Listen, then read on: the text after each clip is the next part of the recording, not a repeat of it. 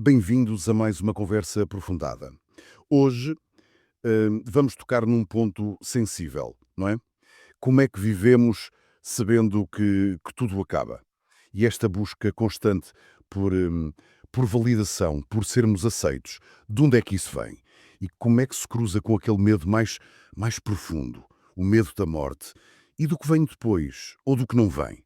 São perguntas gigantes, claro. E para tentar perceber um pouco melhor, temos aqui connosco fontes bastante interessantes.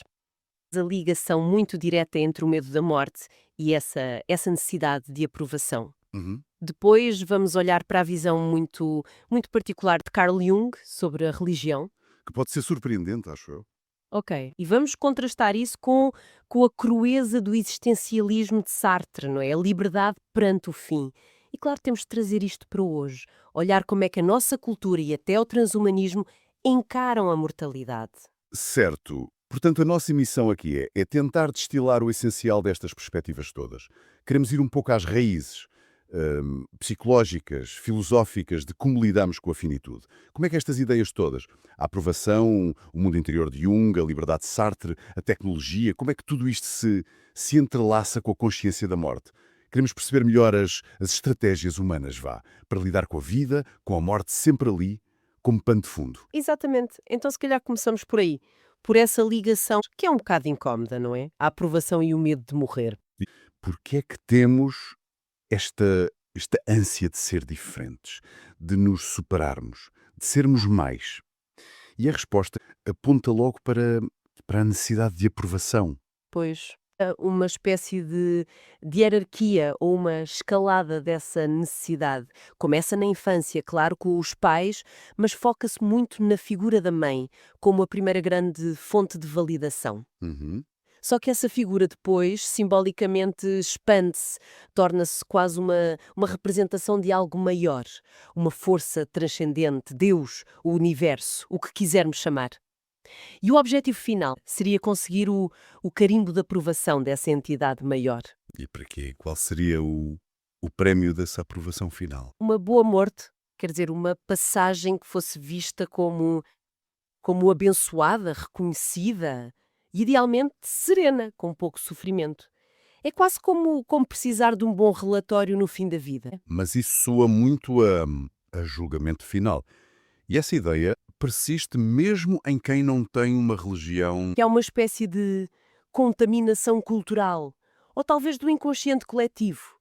Mesmo sem acreditar num céu ou inferno específicos, a ansiedade sobre como a nossa vida vai ser vista no fim pode estar lá. Portanto, o medo não seria só do fim em si, da paragem biológica, mas do tipo de fim, do, do verdito que lhe está associado. O busilis não é morrer mal, aos olhos de alguém ou de algo.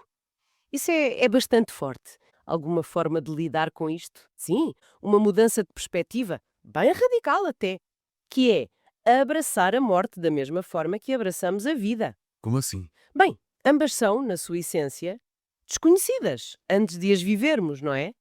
São as duas faces da mesma moeda, um contínuo, que quem tem muito medo da vida, dos riscos, da incerteza, também vai ter muito medo da morte. E o contrário também. A ideia é ver a interdependência, aceitar o ciclo todo. Aceitar o desconhecido da morte como aceitamos o da vida. É uma ideia interessante e leva-me a pensar nas profundezas da psique. Falaste em inconsciente coletivo. Como é que Jung entra aqui? Como é que ele aborda estas questões de significado, medo, transcendência? Especialmente pela religião. Imagino que não seja a visão comum. Não de todo.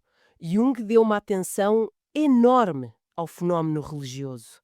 Ele via-o como central mesmo para a psique humana.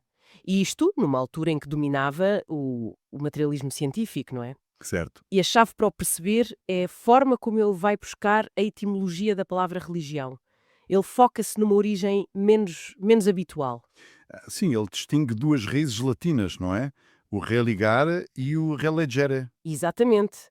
Religare é que conhecemos melhor, talvez por causa da tradição cristã. Lactâncio, Santo Agostinho, significa ligar de novo, reatar. Aquela ideia de restabelecer a ligação com Deus que se perdeu. Implica piedade, dependência da graça, uma reparação quase.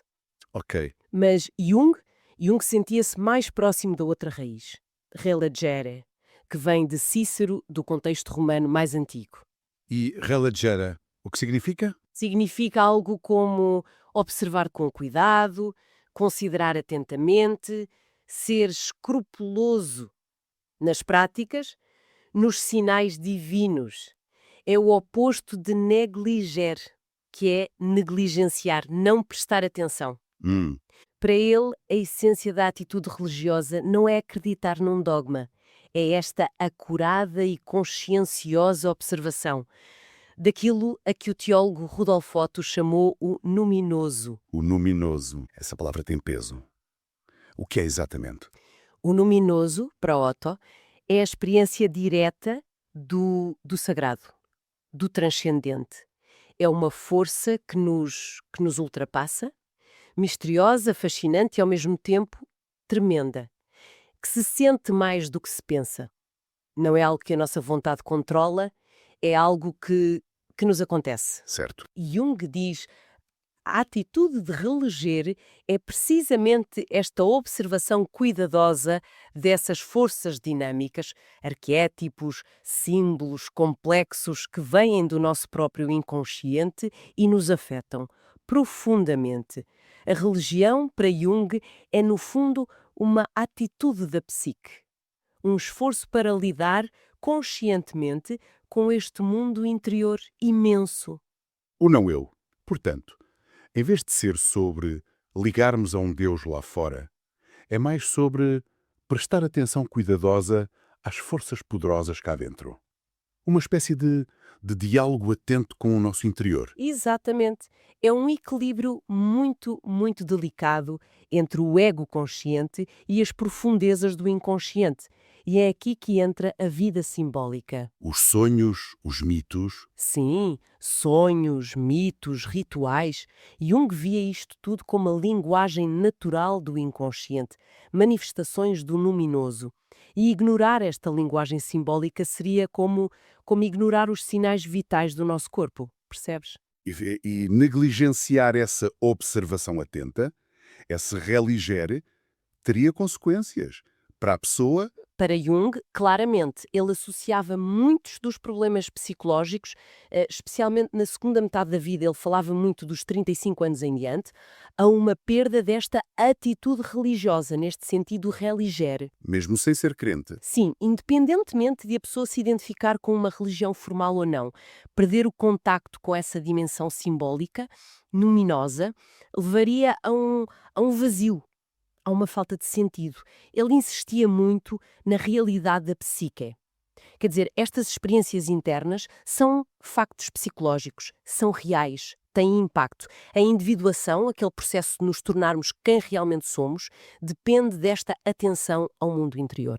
Essa ideia de realidade da psique é muito forte, mas leva-nos a um contraste interessante, porque Jung procura o sentido olhando para dentro, para estas realidades psíquicas. Mas e se formos para o outro extremo? Para uma filosofia que diz que não há nada pré-definido, nem dentro nem fora. Estou a pensar em Sartre. A existência precede a essência. Como é que essa visão encara a morte? É um contraste brutal, sim. Para Sartre, pronto, não há plano divino, não há natureza humana fixa, não há arquétipos a guiar-nos. Nada disso. Primeiro, existimos. Somos lançados no mundo, sem um propósito dado. E só depois, através do que fazemos, das nossas escolhas, é que nos definimos. Somos o que fazemos, basicamente. O que implica uma liberdade quase vertiginosa, não? Totalmente. Uma liberdade radical. Mas com ela vem uma responsabilidade igualmente radical. Se somos nós que nos criamos a cada passo, não podemos culpar Deus, ou o destino, ou a sociedade, ou a nossa natureza. Somos os únicos autores da nossa vida.